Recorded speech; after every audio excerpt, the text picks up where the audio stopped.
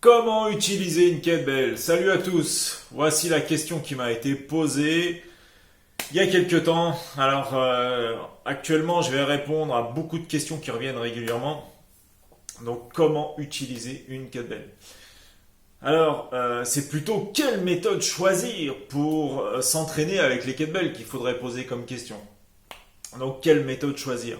Eh bien, tout simplement, choisissez la méthode qui correspond le mieux à vos objectifs.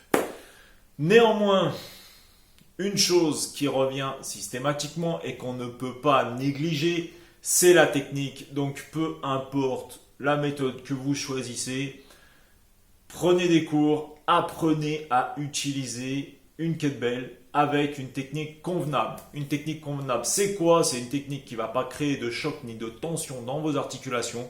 C'est une technique qui est propre à vous. C'est une technique qui va vous permettre de soulever des charges lourdes en toute sécurité, de soulever des charges légères ou moyennes à grande vitesse.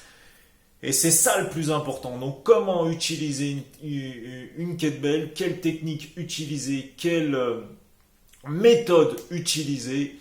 Ceci, vous l'apprendrez en faisant des formations avec des spécialistes, avec des experts à l'utilisation des kettlebells. Je sais, ils ne sont pas nombreux en France, mais il y en a quand même.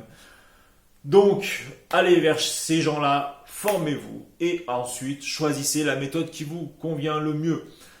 Personnellement, si je peux vous donner un conseil pour la santé, pour la forme, pour la condition physique, faites un maximum d'exercices, variez un maximum vos entraînements, essayez de faire des choses ludiques, mais des choses simples, évitez les mouvements farfelus, ce que j'appelle les mouvements farfelus.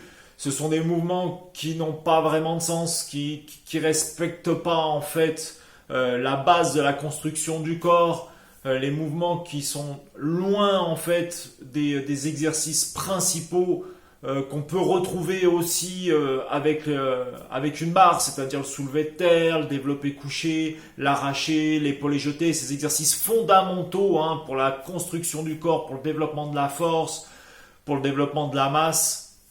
Donc essayez quand même d'utiliser des mouvements avec les kettlebells qui se rapprochent de ces exercices-là.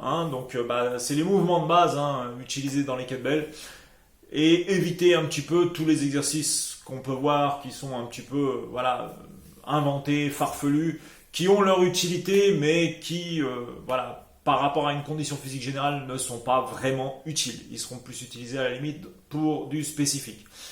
Donc voilà, ça c'est mon conseil. Et surtout, n'oubliez pas, la priorité, c'est la technique.